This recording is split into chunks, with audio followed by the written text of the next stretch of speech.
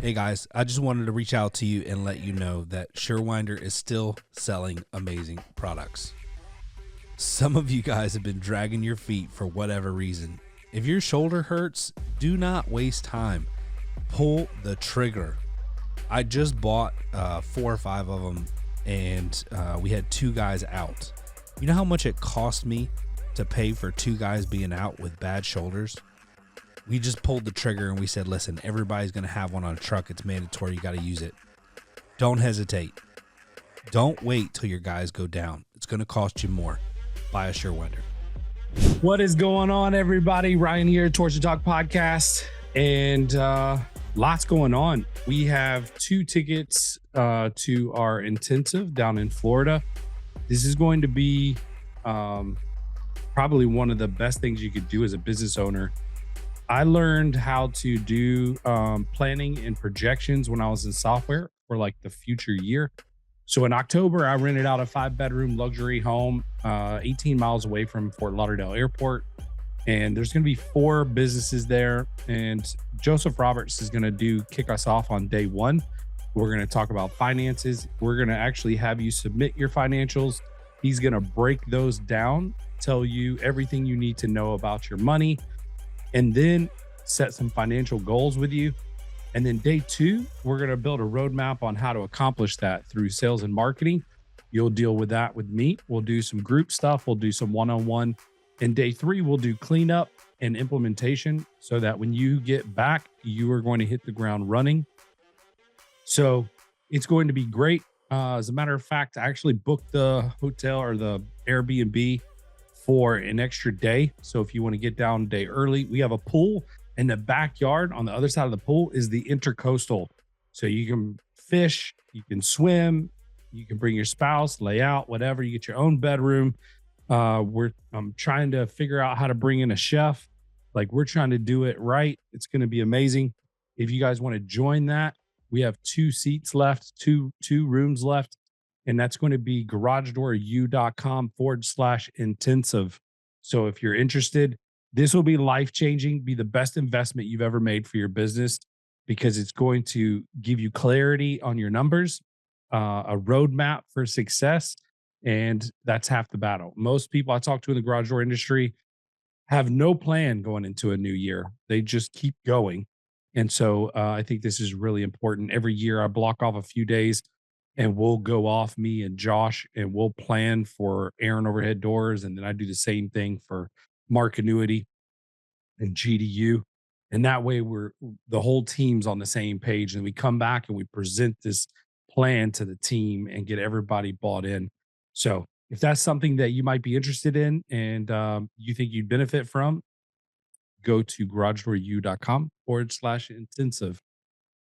However, let's shift gears a little bit. My buddy Brian's back with us. Brian is going to help us understand the landscape right now of tariffs, because tariffs are disrupting a lot of things in our country and worldwide.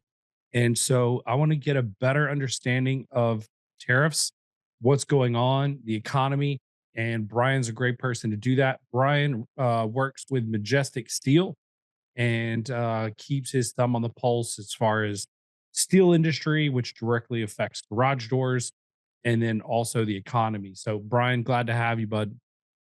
Hey, thanks for having me, Ryan. So lots going on with this market. I've been in the industry for 34 years, and I've never, ever seen anything like this before. I've seen, COVID. I've seen Section 232 back in 18. I've seen when steel pricing went from 18 cents a pound to 80 cents a pound, and then back to 18 cents a pound. And, it's unusual what we're seeing right now.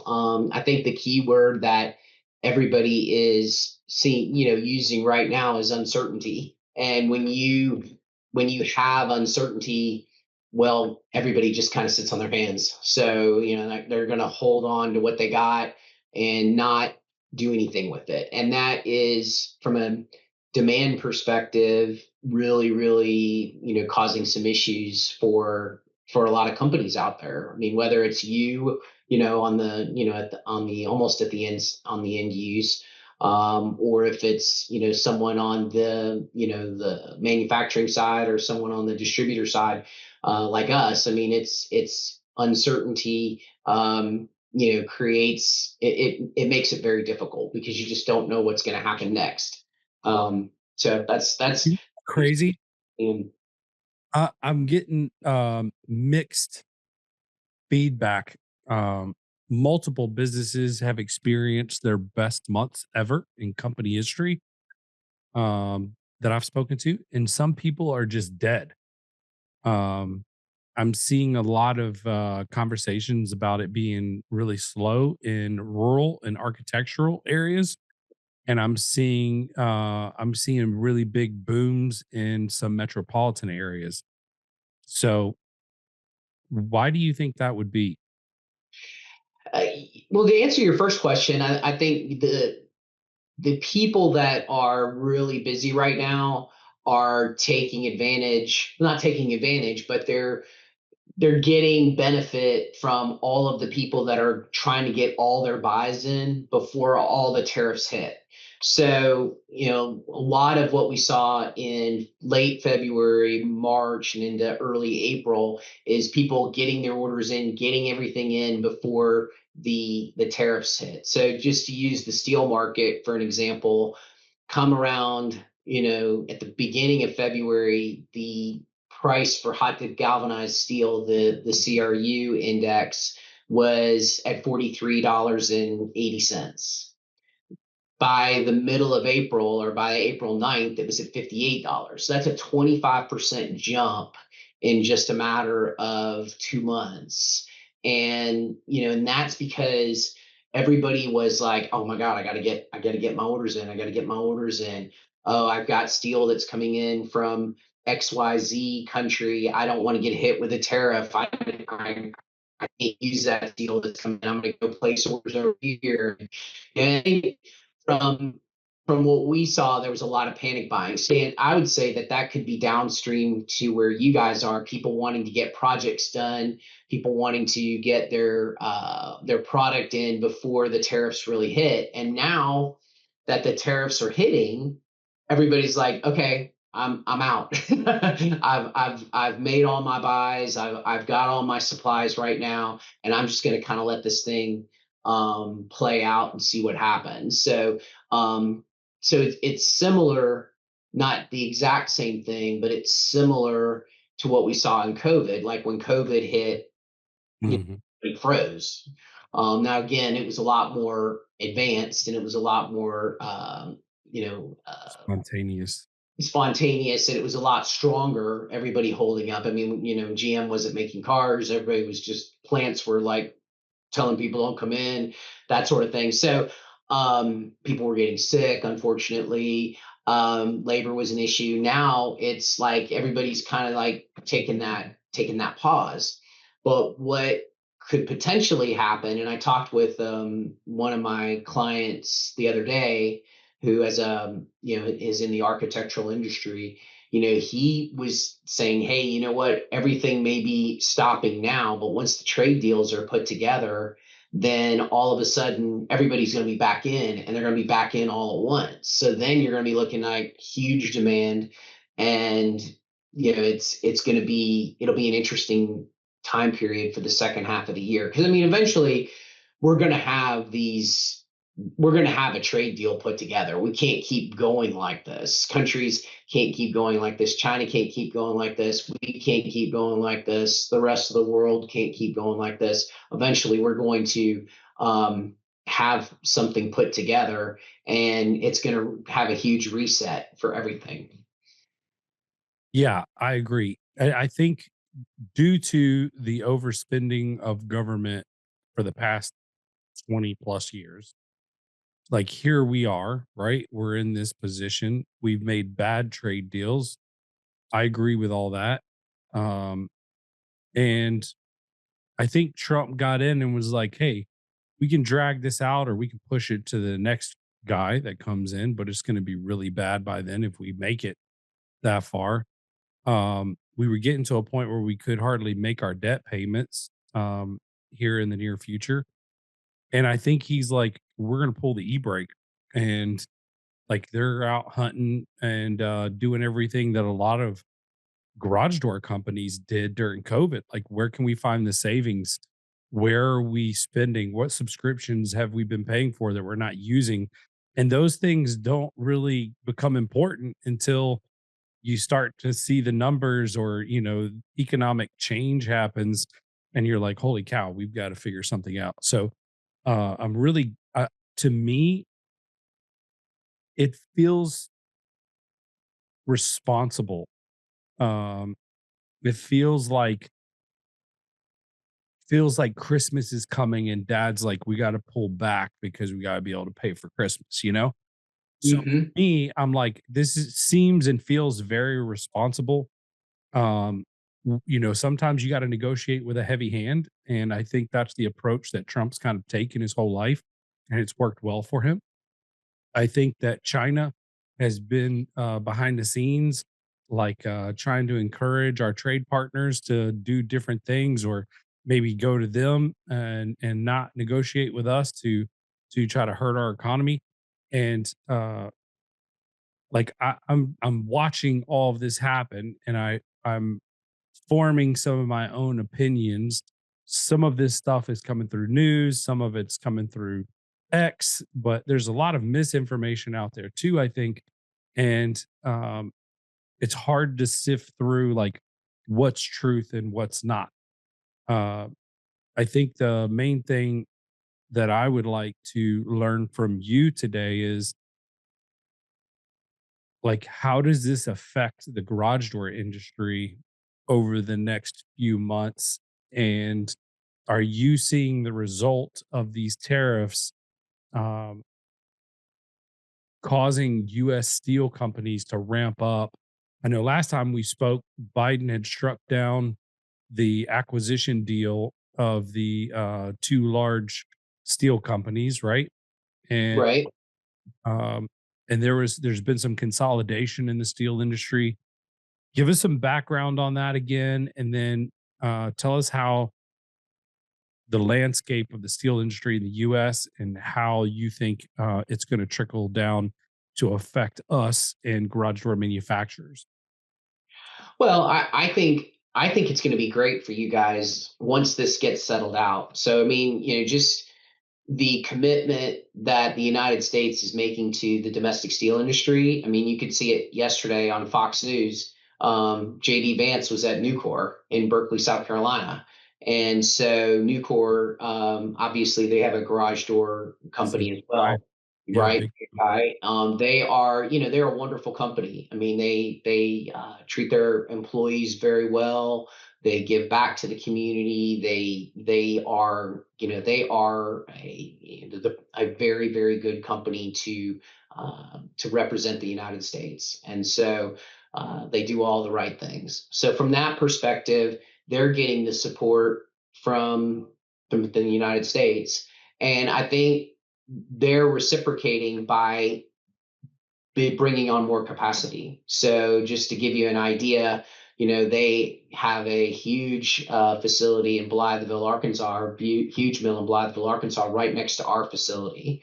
And if you take them and then Big River Steel in Blytheville, Arkansas, not Blytheville, but Osceola, Arkansas, in Mississippi County, that is the largest producing steel county in the United States. It's not Pittsburgh.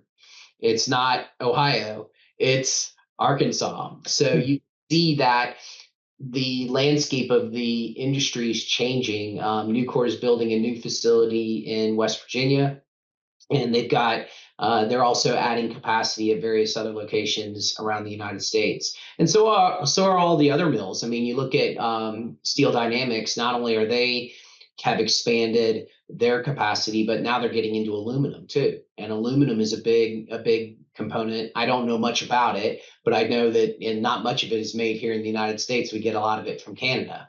So Right. from that perspective, for you guys, I think you're going to have more domestic options for you to um, be able to get steel. So, like for instance, your garage door manufacturers are going to be able to have more people to go to, more mills to go to that can do the pre-painted product that you guys are talking about. And I mean, if you look at it, you know, you need the garage door industry needs to have high quality pre-painted steel. You can't just bring in something from Taiwan or wherever and have build your supply chain around it. You're going to have a huge domestic source that produces a good quality product.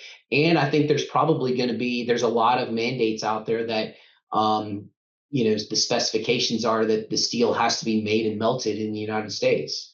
So that's only going to create more opportunity for you guys to be able to take advantage of high quality domestic steel. Nice. Let me ask you a question. I just thought of this while you were talking. Nucor owns CHI. If like Amar or Clopay or somebody like that wanted to buy direct to Nucor, Mhm. they sell to them because like maybe it's a conflict of interest, or do they not care? Well, you know what? I don't think Nucor. I can't speak for them, so I won't Right. speak. But I can speak for the people that are in the garage door industry. From the people that I have spoken to, they don't really want to buy from Nucor because Yeah. they're basically buying from their competitor. So Right. they're looking at other avenues for sourcing, whether that be through Steel Dynamics or Big River Steel, or buying steel that's not painted and then sending it to a coil coater to be painted. So That compound on the issue because you have Nucor, who's one of the largest steel manufacturers in the United States, right? right. Probably producing steel for some of our manufacturers up to the acquisition. And then you now have these manufacturers leaving them, going to these other places.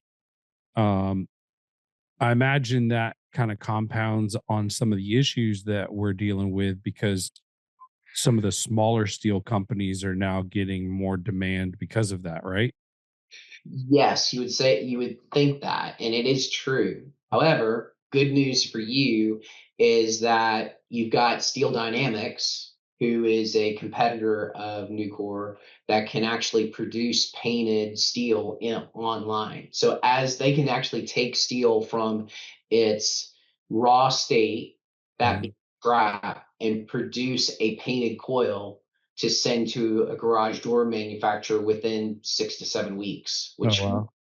that's an amazing way to be able to produce steel. So then on the other side of it, for additional sourcing, I mentioned Big River Steel. They're putting in a paint line on their campus to be able to do the same thing that SDI is doing as well, Steel Dynamics. So you've got more capacity coming online, and so I think, yeah, you're right in what you're saying that Nucor having that downstream business puts a lot of pressure on the other garage door manufacturers because it reduces the supply base, if you will. But that supply base is expanding with, Steel Dynamics and with Big River Steel. So we just need to hope that Nucor doesn't buy out Steel Dynamics. I don't think that would happen. I don't think that would happen. I don't want to speak for anybody. I'm not in M&A, but Yeah. I can't imagine that happening. So Okay. Um, so if it with these steel companies ramping up, could it help offset some of the increases that we're seeing? Because we're getting we still haven't received an equivalent decrease in price. We've talked about this before, right? Like we went up 100% during COVID, and we've been able to negotiate successfully with some of our manufacturers, but maybe 20-30%, maybe. Um, in some cases is what I've heard. And then, from some of our experiences, but they fight tooth and nail, right, to try to not go back down to those numbers. And so mhm. now we're receiving increases again. Um, I assume because of the tariffs, or maybe just the new regime knowing that steel prices are going to go up because we're going to we're, maybe even before the tariffs were a thing, I know Trump last time he was in was pushing for American steel and it's more expensive, right? Like, Right. so prices technically go up regardless if we had tariffs or not, just because of the mindset of our current administration. Correct. I mean, you've seen the steel pricing go up 25% since February. You've seen you not be able to get reciprocation from COVID. You had mentioned that, pricing goes up 100%. You're only able to recoup 20% of that. I still think from the manufacturer's perspective, it has to do, I think, with them, with labor. That's what they told us. Yeah, I do think that, but I think You think that's a legitimate response? Like, part of me rolls my eyes a little bit that, uh, how are we that much higher on labor post COVID than we were pre COVID? And, I went over to Belgium and Germany and watched these manufacturers run with like 5 people in the warehouse.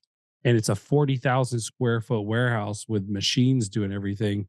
Why are we so dependent on people in these manufacturers? well, that's going to change Right.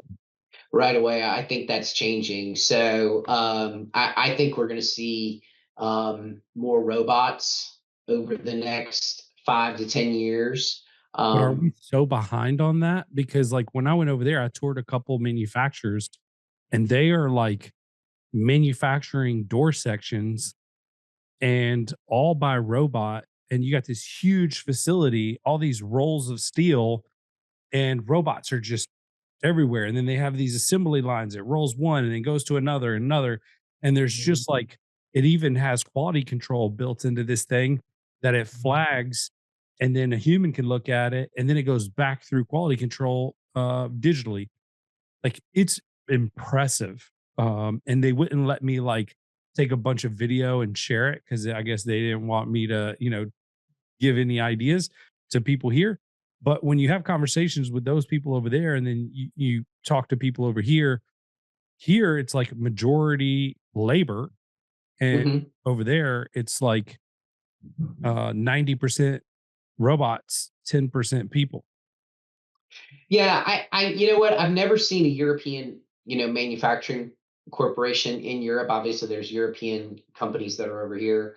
But what I would say, it's coming. I think we're probably behind in that regard. It's just my guess is that we are behind. But it is coming. I mean, I would use our facility in Arkansas as an example. We don't have near as many people in that facility as we do in our Cleveland, Ohio facility that has been there since 1993. And the Arkansas facility is, 3 years old. When you talk about, having overhead cranes that are going to be picking up the coils, not a fork truck with a fork truck driver. Yeah. You've got all of the automation that's in play. The facility in Arkansas that we have, not that I'm here to talk about how great that facility is, it's wonderful. It's 500,000 square feet. And we probably I know we have a lot less employees there than we do in our 350,000 square foot facility in Cleveland, Ohio.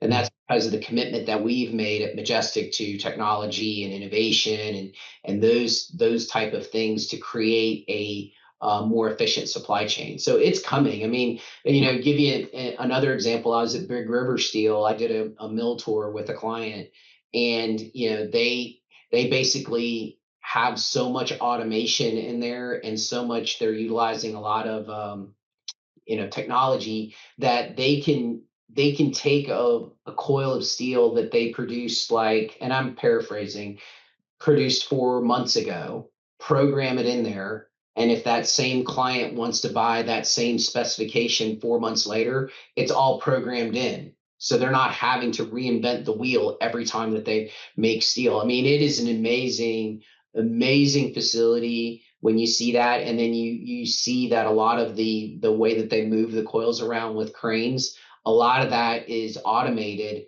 and they only have like one person in there because for insurance purposes. And the rest Yeah. is done automated. So there's a guy basically just observing to make sure everything's okay. Hey guys, I found something that changed my business and I want to share it with you. We've created packages that have included some of the best products in our industry to offer our service customers. The heart of that package is Stealth Hardware Kit. Stealth Hardware is the quietest hinges on the market. I challenge you to buy at least one of these, test it for yourself. Put it on your truck and design a quiet performance package for your customers willing to pay for a better, smoother running door.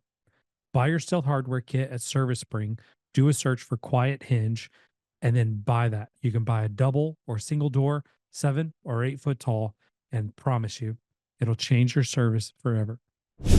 Somer USA and Somer Group want to thank you for an incredible year and the trust you put in them and their products.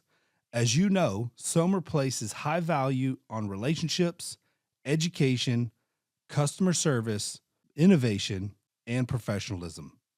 And they are grateful to you for your part in the fostering and dissemination of these values. If there is any way Somer can support you in your journey, whether through their products, the values they hold to, or the knowledge Somer has gained through interaction with door dealers across the world, please reach out to the team at your convenience. They are here to serve you. Again, thank you from the entire Somer team. Check them out at somerusa.com. Tell them Ryan sent you. So again, I'm paraphrasing. So somebody from Big River Yeah. could probably tell a better story, but that was my interpretation of it. And basically their facility is state of the art. So I think the more companies come online with making with bringing on automation, I think you're going to see that. We are behind. I mean, the steel industry has been behind on technology for years, Yeah. and now it's starting to catch up with new leadership that we've seen, and moving forward, I expect that to continue. So let's get back to the tariffs part, Okay. if you don't mind. But I think that was good, kind of 50,000 foot view of like all the different triggers that are affecting the steel industry and regulating cost and stuff. So, um, how do you project these tariffs affecting our country and our economy over the next like 3 to 6 months? I think that we are going to be, first of all, the stock market's just going to continue to do this. So if we start at the stock market, obviously we've all taken a hit over the last little bit. I Mm. think the small business owner over the next 2 to 3 months is going to take a hit. And I see that happening because they depend on clients coming to them for business. And I think a lot of people are going to be sitting on their hands. I think projects could be potentially pushed out. I think um, you know, you know, committed projects could be, hey, we're going to cancel that now. I see a lot of that happening for the next 2 to 3 months, unless a trade deal gets put together.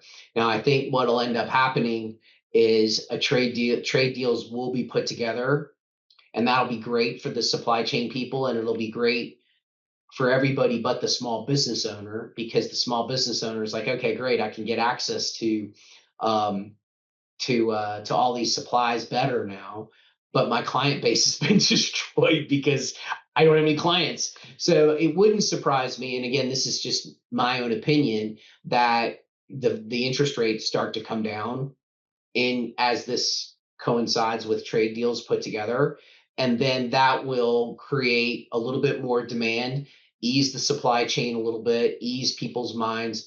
And I think the second half of this year, if those things happen, I think the second half of this year could be really a very explosive for all of us in a good way. Okay, nice. So I'm looking up here. Um,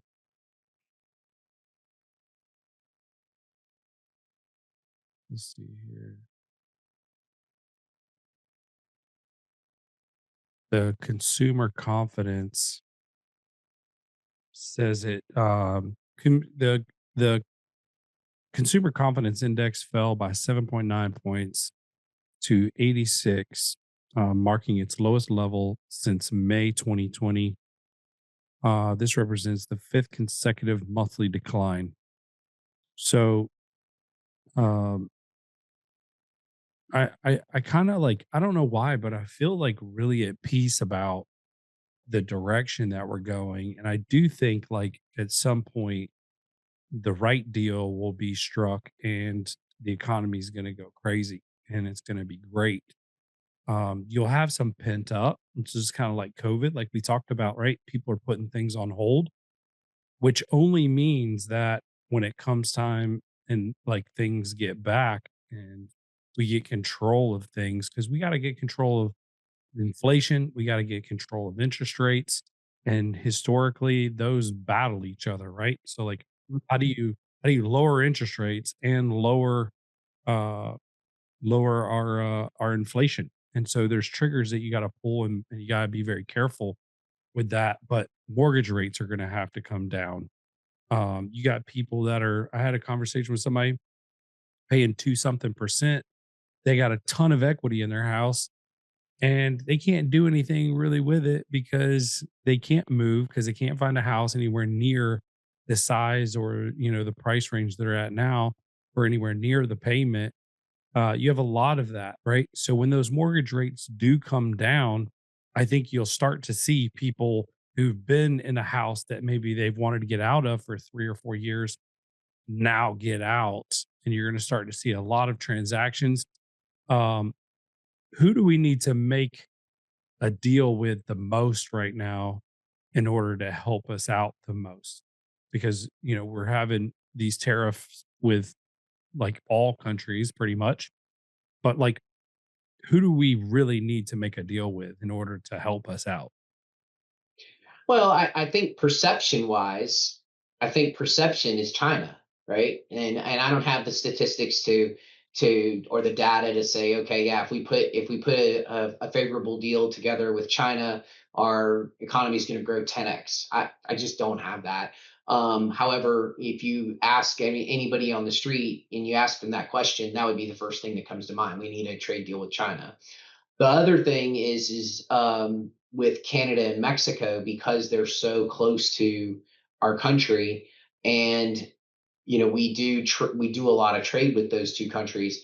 I think those would be the three main countries that we would need to really put trade deals together with right away. I honestly would say if a trade deal was put together with China and that was favorable for the United States, the stock market would go up probably by 2,000 points in a day. We'd see You that. think that's possible? Because I don't see China like that would be feel like a complete defeat for them, right? Because they're very much trying to prove to the world that they can play on the big stage and that they're in control. I don't know. I mean, that's where you were saying earlier, where you get all this information out there, whether it's on social media or mainstream media or wherever, and you read things about their economy imploding and people being laid off and just they're really struggling right now.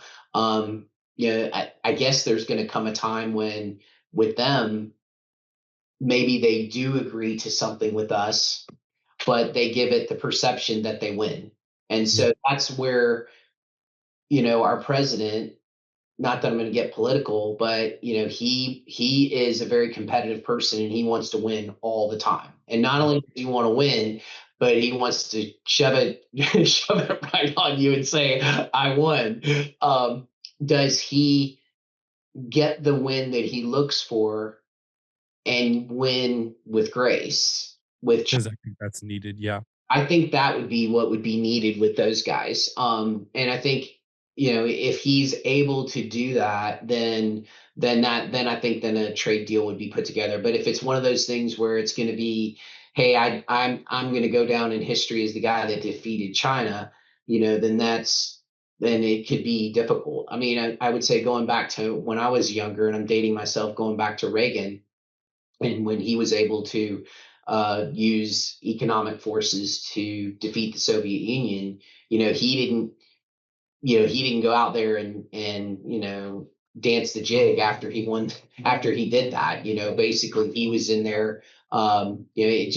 it just happened. So I think that's got to be a big thing with it. So hopefully that will happen in a way that, you know, maybe China wins a little bit and we win a lot, and then they can claim their victory and we can claim our victory.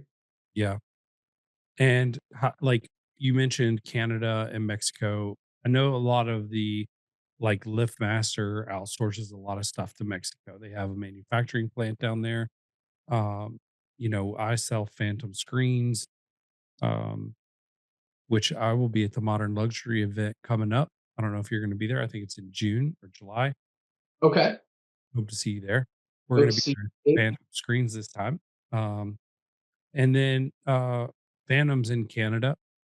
And then so we are being affected, but I'm gonna be honest with you, like we just had an incredible month. Like great. Sales are booming. We're closing deals.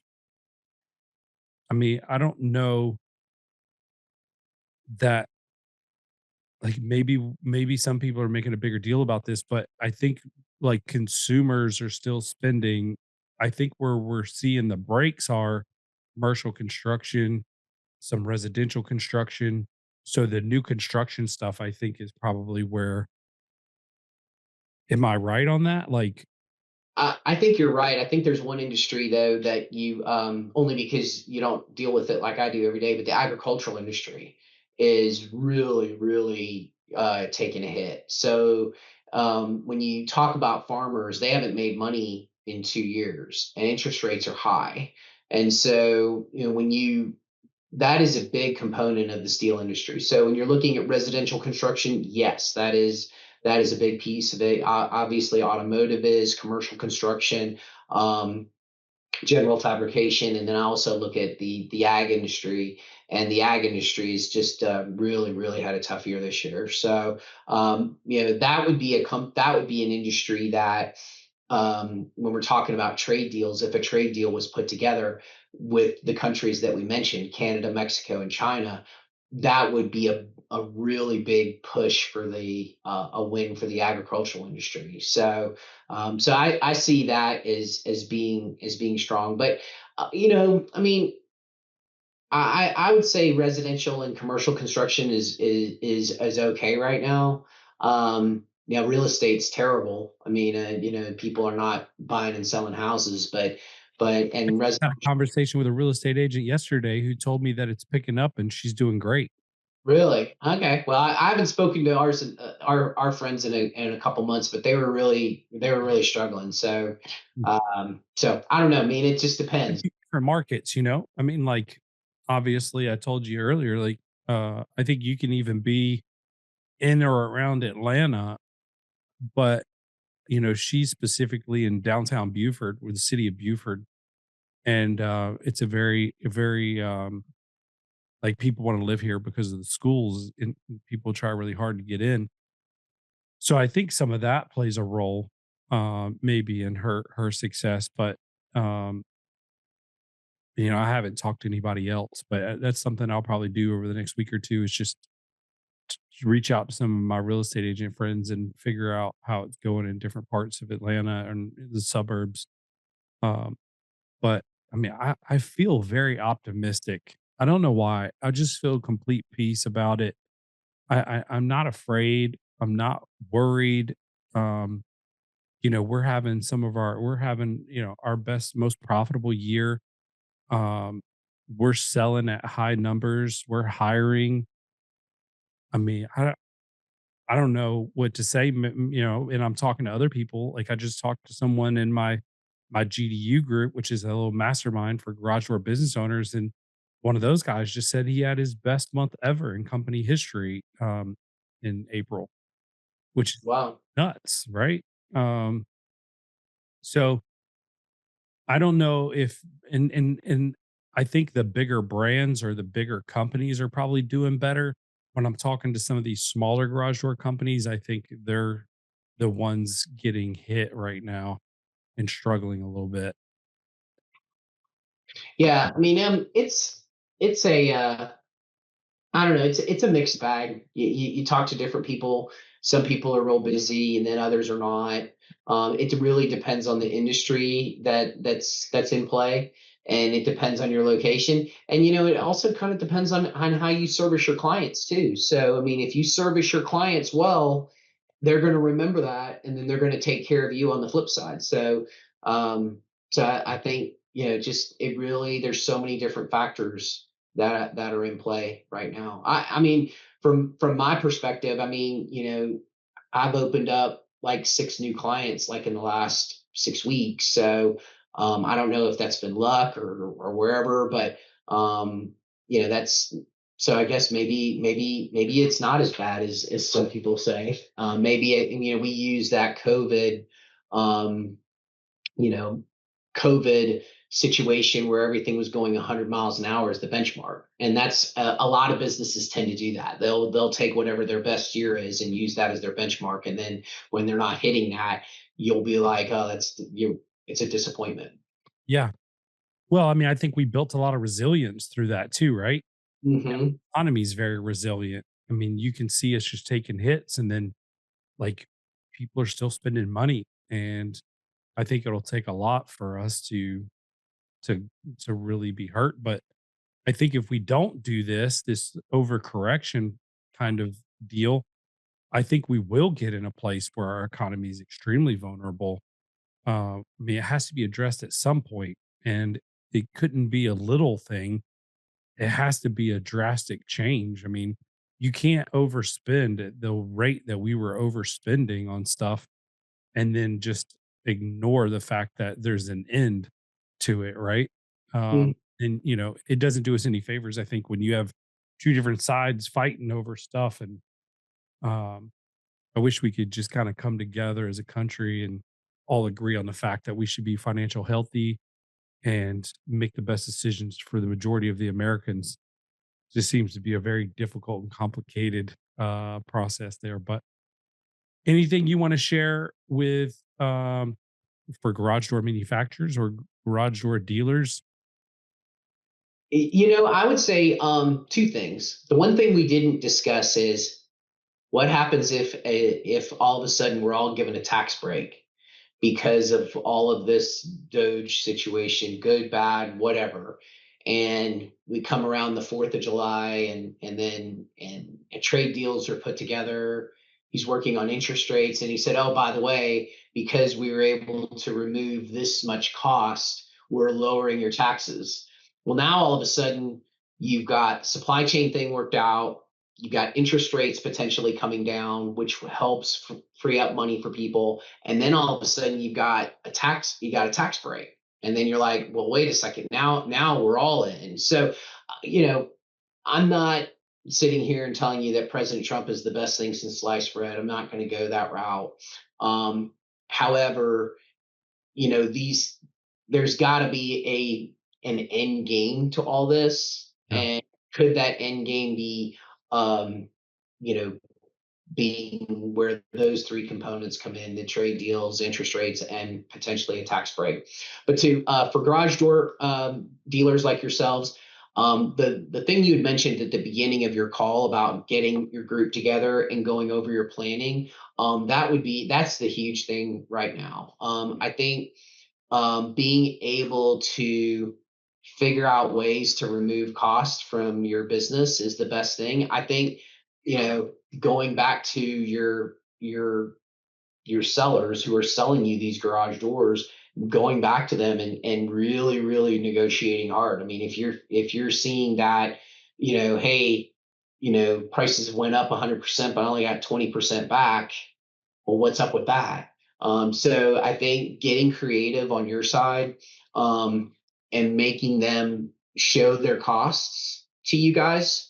Show the cost. Where's the labor cost? I'm not seeing it. Where is the cost for insurance? Where is all that? I mean, trust me, those guys are doing it with the steel manufacturers. Don't I can tell you firsthand that they make the people that are buying the steel for these manufacturers, they're making the steel people show their costs. So it's gotta be fair on both sides. You guys should be looking at that, ways to make the manufacturers show their cost. Home Depot does, Lowe's does. Yeah. So that would be the best piece of advice I could give you. Hopefully that doesn't get me in trouble, people. Nah, you're good, bro. I think it's good advice. And it's good for us to know, what kind of margins we're working with. It's been very obvious that these manufacturers are like CHI got purchased at a, who was revealed they had a super high legit EBITDA, right? I mean, these manufacturers are making significantly higher profits as a wholesale manufacturing company than the retail dealers. And like, I didn't think that was a thing. I've always been taught, if you want to buy wholesale and sell wholesale, you got to live on small margins. And then the people who make the money are the retail. But that's turned out to be not the truth, right? Like, we're working on small margins and the manufacturers are making the big margins. So I think you're right. I think us asking the right questions is important. And one thing that I've learned about being a business owner and trying to be a better leader is, in my opinion, it starts with asking the right questions to your people and understanding their perspective and why we're doing things a certain way.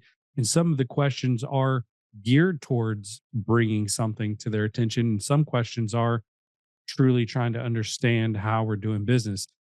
And I think those questions could easily be shifted to the manufacturers. And you've brought that up on, each one of our podcasts. And I think that's valuable. But you used a name for it last time. Say like when we call our manufacturer, ask them for this. What is that? That it's called a cost model. And you model out your costs based on what your material costs are, your labor, your processing, freight, even to the point where you're putting in you're having them show the profit margin. And so it's not just used in your industry either. I mean, it's not just these guys invented this. It comes out in every industry, every industry that Manufacturing conversation. Correct. And it's not even in manufacturing too. I've got friends that are in the marketing business that, have to participate in what's called an RFP, a request for proposal. And they got to put in there what their profit margin is. And they're a small company. It's just two people. And they're like, why do I need to, I'm a private company. Why do I have to tell them how much money I'm making? That's my business. But if you want to participate in that realm, you have to do that. So, I would say, that was one thing I learned at Michigan State when I took some supply chain courses, was the value of the cost model. And so, getting up to speed for you guys, and that would be something to bring up within your group, your focus group is coming up with your own cost model for these guys when you're doing that. Make the whoever's selling you your garage door, make them show you the cost model. Will do. Well, Brian, it's always a pleasure to have you on. I love your reports. I'll admit I don't read all of them, but probably like 1 out of every 2. So 50% is good for me. But the information is always valuable and kind of gives me some perspectives on where they're going. So please keep sending those to me. I really appreciate it. And it's always good to have you on the show. So thank you. For garage door dealers out there, this is good information. And 2 good takeaways. I think we need to ask our manufacturers for a cost model so we can better understand what it's taking for them to get us the doors. And then on the other side, like we mentioned earlier, is making sure, even if you don't come to my intensive, like setting aside 3 or 4 undistracted days to evaluate the year. Do it in September, do it in October, early October. So you've got time to hit the ground running. But I think putting together a well drawn up plan for 2026 is going to help you a lot. So thank you, Brian, for coming on the show. Thanks so much. And kudos to my friends at Majestic Steel. Those market reports you get, I'm only as good as the reports that come from my teammates. So shout out to our research team, Chris Billman and Scott Peskowitz at Majestic Steel for putting those together. They make us look really good. Are they still doing the podcast? You know what? I don't think they have, but they should. And if you want me to invite them on to one of the podcasts, if you can do multiple people, or if you just want to take advantage of them without me, they're always available. They'd love to do it. In fact, I have them on monthly calls with my clients to to go over the steel market with them. Nice. All right, maybe we'll do that one day. Awesome. Thank you. All right, y'all be safe, be blessed. Have a great day. Thanks, Ryan.